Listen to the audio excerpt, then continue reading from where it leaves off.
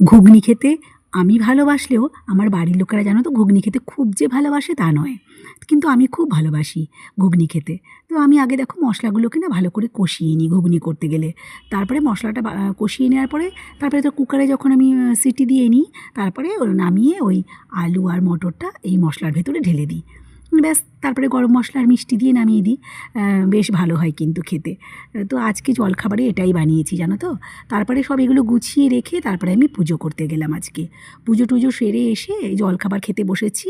আর যেহেতু 12টা বাজে তাই পোস্ট করে দিলাম, দুপুরবেলার পোস্টটা করে দিয়ে তারপরে রান্নায় আজকে ঢুকবো। সেই জন্য এগুলো সব রেডি করে রেখে গেছিলাম। আর মেয়ে তো খাবে না মুড়ি দিয়ে ঘুগনি, আজকে আমরা মুড়ি দিয়ে ঘুগনি খেয়েছি টিফিনে, শসা পেঁয়াজ এসব দিয়ে।